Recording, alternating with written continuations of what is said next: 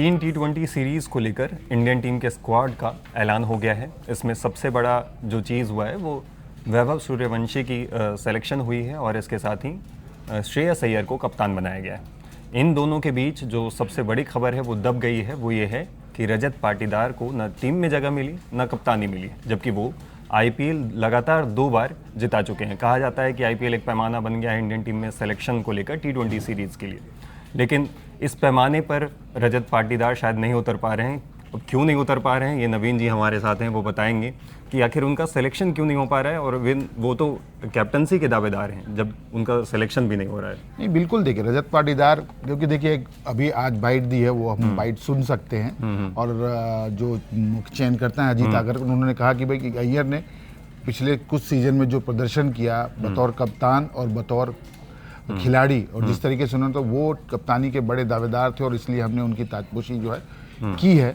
और ये बात, लेकिन इससे ज़्यादा उस पैमाने पे खरे तो रजत पाटीदार उतरते हैं, क्योंकि देखिए रजत पाटीदार भले मध्य प्रदेश से आते हैं, लेकिन उनके दौरान और उनके कप्तान रहते मध्य प्रदेश ने रणजी का खिताब जीता, फाइनल तक सैयद मुश्ताक अली ट्रॉफी में पहुंचे, 2 बार RCB को उन्होंने चैंपियन बनाया। ये क्रेडेंशियल्स अगर किसी कप्तान को अगर ताजपोशी के लिए कम होते हैं तो ये बड़ा खेदजनक है। क्योंकि देखिए अगर आपने IPL को पैमाना माना और अगर आपने कहा कि भाई बल्लेबाजी करना, कप्तान ने आउट ऑफ द बॉक्स जाके जो है उस तरीके के निर्णय लिए, और जिस तरीके से उन्होंने टीम को लगातार दूसरी बार चैंपियन बनाया, और जो कारनामा सिर्फ 2 कप्तान कर चुके थे इससे पहले, वो एक थे रोहित शर्मा, दूसरे हैं महेंद्र सिंह धोनी।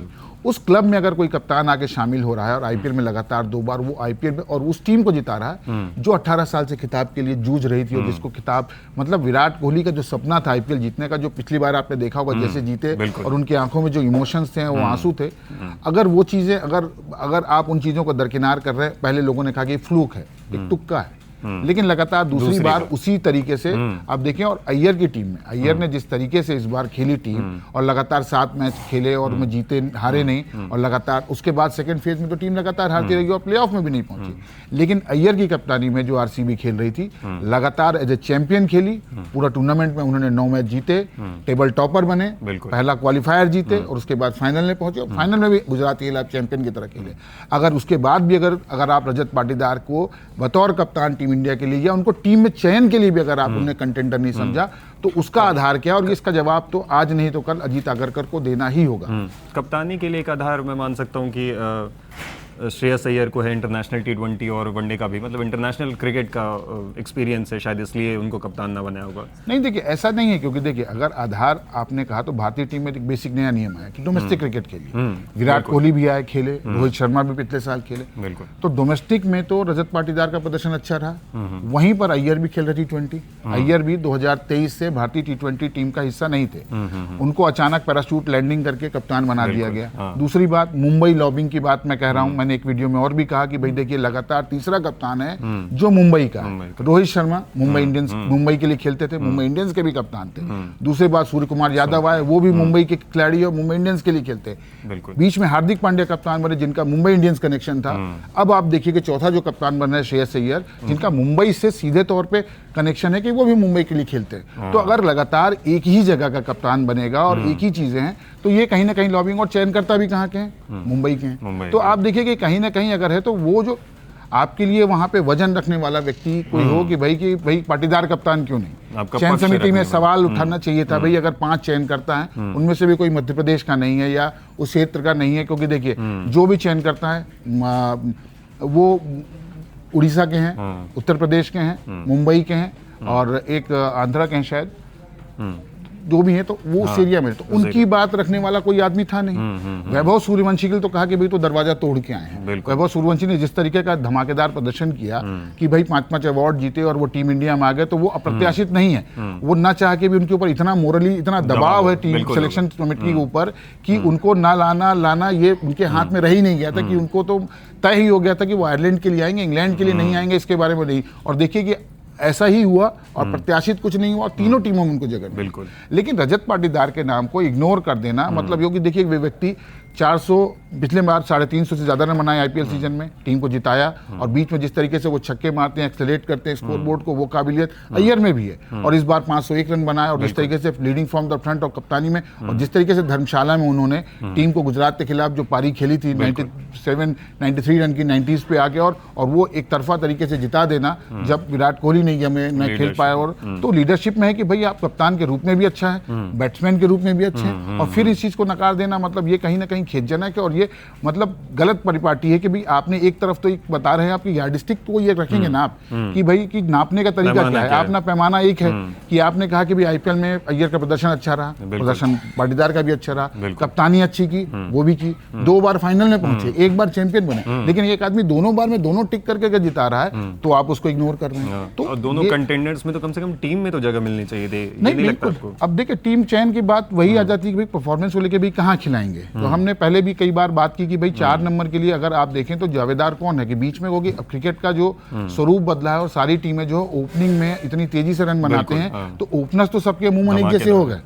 अब जो डिसाइसिव होगा वो होंगे मिडिल ऑर्डर के में, कि मिडिल ऑर्डर में जो जिनमें फील्डिंग रिस्ट्रिक्शंस नहीं होते हैं और वो ओवरों में कौन रन बनाएगा, वो कैपेबिलिटी कुछ ही खिलाड़ियों में है जो तेजी से बीच के ओवरों में रन बना पाते हैं। उनमें रजत पाटीदार एक हैं, शिवम दुबे हैं जो स्पिनर्स के खिलाफ अटैक करते हैं, वो टीम इंडिया में है। और तीसरे खिलाड़ी जो हैं अय्यर हैं जिन्होंने अभी पिछले 2 सीजन में आईपीएल में अच्छा किया है। लेकिन अगर आप उस लिहाज से भी देखें तो अय्यर की जगह अगर कप्तानी के दावेदार अगर आपको लगता है किसी नए को बनाए तो क्या आपने उम्र देखी? अगर उम्र देखते तो पिछले बार सूर्य कुमार यादव बने थे तब उनकी उम्र ज्यादा नहीं थी क्या? रोहित शर्मा इतने साल तक पिछले बार जब 22 में कैप्टन बनाया तब क्या रोहित शर्मा की उम्र नहीं थी? तो उम्र का पैमाना वही चयन समिति है। उम्र के पैमाने में भी वो है कि उम्र में कि अगर 32-33 साल के अगर हैं पाटीदार तो भी पाटीदार क्यों नहीं? अगर उस हिसाब से देखें तो 30 के आसपास तो ये भी पहुंच गए हैं। 2.5 साल का साइकिल है, तो आपको निर्णय लेना पड़ेगा। और वो निर्णय अगर आप नहीं लेते हैं तो फिर आपको जवाबदेही तो तय करनी पड़ेगी कि भाई पाटीदार क्यों नहीं। कहीं भी कोई सिलेक्शन प्रोसेस होता है तो एक क्राइटेरिया पहले से तय होता है कि इनको चेक कीजिए फिर आप आ जाएंगे। तो बीसीसीआई को नहीं लगता कुछ ऐसा नियम भी बना लेना चाहिए कि ऐसे ऐसे क्राइटेरिया आ जाए भाई उसमें ले ले? एक कोई फॉर्मूला नहीं हो सकता कि भाई कि इस तरीके की चीज़ें करेंगे और इस तरीके का फॉर्मूला है कि भाई कि एक केमिकल में बी मिलाएंगे तो सी मिलेगा। तो वो कोई केमिस्ट्री नहीं है ये नहीं। अब जैसे आपका परफॉर्मेंस अब यहाँ आप मान लीजिए आप यहाँ जॉब कर रहे हैं तो आपको भी एक क्राइटेरिया के तहत यहाँ सिलेक्शन हुआ। देखिए क्यारे तो हो सकता है क्यारे पूरा करने के बाद देखिए क्यारे वाली बात चाहिए, मतलब ऐसे ये तो तब तक सवाल उठते ही रहेंगे। देखिए सवाल उठेंगे लेकिन आपको कुछ चीजें तो ऐसी है ना कि भाई अगर कोई कप्तान फाइनल में पहुंचा रहा है और कोई जिता रहा है बिल्कुल, तो आपके लिए ज्यादा बेहतर क्या है? विनर इंपॉर्टेंट है ना, क्योंकि हारा तो हारा ही होता है ना। कि भाई आप कहते हैं कि सौरव गांगुली ग्रेटेस्ट कप्तान है क्योंकि भारत की टीम का एटीट्यूड दिया, लेकिन वर्ल्ड कप ट्रॉफी उनके पास नहीं है। बिल्कुल। महेंद्र सिंह धोनी महान कप्तान क्यों? क्योंकि उनके पास आईसीसी की 3 ट्रॉफी है और वो पहले कप्तान थे जिन्होंने तीनों में जीती।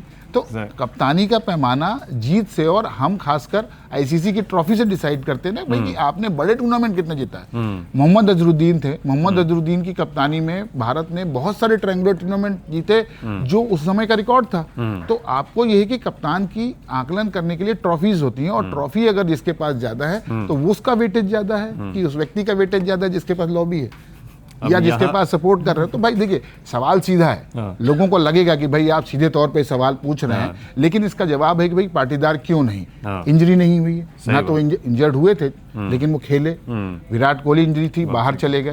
जो खिलाड़ी थे वो, लेकिन इंजरी प्रोन होना तो अय्यर लंबे समय तक इंजरी प्रोन रहे। और वो जब ऑस्ट्रेलिया में घायल हुए थे और ब्लीडिंग हो गई थी इंटरनल, उसके बाद टीम में आए, लेकिन उनको तो मौका आपने दिया। लेकिन पाटीदार को T20 और वनडे सेटअप के लिए तो आप कभी नहीं चुन रहे। टेस्ट मैचेस में इंग्लैंड के खिलाफ आए थे, नहीं चला बल्ला, लेकिन आपने उनको दोबारा कभी कोशिश ही नहीं की टीम में लाने के लिए। तो ये तो डिमोरलाइज करने वाली बात है कि भाई आपने किन आधार पर और क्यों?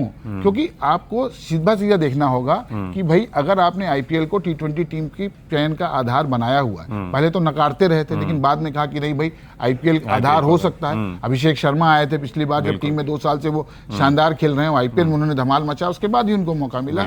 वही स्थिति और खिलाड़ियों के साथ हुई। प्रिंस यादव अभी आज टीम में आए, वो भी आधार है। वैभव सूर्यवंशी आधार है। तो कप्तानी के लिए आधार जो आदमी टीम में नहीं था, तो उसी सारी चीजें बिल्कुल मैच कर रही हैं। एक को चुनना है, अब कैसे चुनेंगे? तो या तो दूर को टीम में भी लेते तो कहीं ना कहीं कोई तो भरपाई करते। तिलक वर्मा उप कप्तान बने तो क्या रजत पाटीदार उप कप्तान नहीं हो सकते? बिल्कुल हो सकते थे, हाँ बिल्कुल हो सकते थे। कि चीजें देखिए इस तरीके की बात नहीं कि आप उन चीजों, और देखिए तिलक वर्मा भी मुंबई इंडियंस जुड़े हुए हैं। मुंबई मतलब मैं आपसे बहुत सीधी सी बात है कि भाई मुंबई का डोमिनेंस, क्योंकि कहा कि भाई क्रिकेट जो है महेंद्र सिंह धोनी आए तो महेंद्र सिंह धोनी जो है रांची से थे कि एक छोटे शहर का कप्तान जो भारत में इतने समय तक रह के चला गया, तो क्या लग रहा है कि उस कोटे की भरपाई की जा रही है कि भाई मुंबई और नॉर्थ इंडिया, ईस्ट इंडिया या जो पूरा जो उत्तर भारत तो उन इलाकों का भाई महेंद्र सिंह धोनी ने पूरा कोटा कर दिया है। अब जो है आप मत देना, आपने साउथ भी नहीं दिया। संजू सैमसन को भी कप्तान की गंभीर की पसंद माना गया था, तो साउथ का कप्तान बन सकता था। साउथ का कप्तान हमको कौन मिला इतने समय में? तो सिर्फ मुंबई ही एक है कि भाई उनको ही एक्स्ट्रा प्रिविलेज है कि मुंबई का खिलाड़ी ही भारतीय टीम का कप्तान होगा। तो ये बहुत खेदजनक है और ऐसा नहीं बिल्कुल होना चाहिए, और इसका जवाब देना ही पड़ेगा अजीत आगरकर और चयन समिति को कि भाई क्यों रजत पाटीदार। क्या कहा प्रेस कॉन्फ्रेंस में जब इस बारे में सवाल किसी ने शायद पूछा ही नहीं कि भाई कि रजत पाटीदार क्यों नहीं, और रजत पाटीदार को होगी सारी चीजें कि वैभव सूर्यवंशी का नाम बड़ा था। सूर्य कुमार यादव की छुट्टी इस तरीके से हो जाना कि कप्तान जो है वो वर्ल्ड चैंपियन बनाए और टीम से बाहर हो जाए। पाटीदार शायद लाइमलाइट में नहीं है, इसका भी कुछ हुआ है क्या उनको खामियाजा? देखिए सोशल मीडिया फॉलोअर वाली बात भी है कि भाई किसकी है, कौन एक्टिव है, कौन कितना है, किसका पीआर स्ट्रांग है, तो पीआर कम जो होना बिल्कुल पीआर का भी होगा। ओवरऑल तो ये बिजनेस ही है ना। देखिए बिजनेस है, लेकिन भारतीय टीम के लिए खेलना बिजनेस नहीं है। बिजनेस आईपीएल में खेलना है, बिजनेस खेलना, और आप अपनी टीम की ब्रांड वैल्यू इस बात से कि मेरी टीम में जो खिलाड़ी खेल रहा है वो भारतीय टीम का उप कप्तान है, भारतीय टीम का कप्तान है, 2 पूर्व कप्तान है, एक तत्कालिक उप कप्तान है, तो वो दबाव कहाँ है समझ में नहीं आता। लेकिन it's not good for Indian cricket कि अगर फेवरिज्म के हिसाब से अगर आप कैप्टन से डिसाइड कर रहे हैं तो इट्स नॉट गुड। आपको देखना होगा कि क्रेडेंशियल्स किसके बेहतर हैं। अगर कंपैरेटिव स्केलिंग भी कर रहे हैं तो अभी के मामले में कि अगर उनको पहले मौके मिले अय्यर को और भारतीय टीम में खेलने के बाद वो अपने आप को स्थापित कर पाए, फिर भी वो टीम इंडिया से बाहर रहे, जगह नहीं थी कोई बात नहीं। लेकिन आज अगर T20 टीम के बारे में आप डिसाइड कर रहे हैं और जो क्रेडेंशियल्स थे, जो आपने यार्डस्टिक डिसाइड किया था, उसमें अय्यर का ज्यादा पड़ला कप्तानी के रूप में अगर आप दोनों की बात करें, मैं और खिलाड़ियों की बात ही नहीं कर रहा हूं, वहां पे जो पड़ला भारी था वो भारी था रजत पाटीदार का, लेकिन अय्यर को वेटेज मिला, उनके जो अपने जो नेटवर्किंग है या मैं कह सकता वो फायदा मिला, इसलिए अय्यर कप्तान है। अय्यर के कप्तान बनने से मुझे कोई गुरेज नहीं है, लेकिन एक व्यक्ति के साथ भेदभाव हुआ या गलत हुआ, मुझे गुरेज इस बात से। काफी अहम सवाल उठाया गया है आज इस मुद्दे पे, क्योंकि पाटीदार को टीम सिलेक्शन में कम से कम तरजीह दी जानी चाहिए थी और इवन कैप्टनसी में तरजीह दी जानी चाहिए। तो इस वीडियो में इतना ही, आगे फिर किसी और मुद्दे के साथ चर्चा करने आएंगे। धन्यवाद। मैडम आ रही है, मैडम आ रही है, मैडम आ रही है, अरे मैडम आ रही है, अरे बाबा मैडम आ रही है।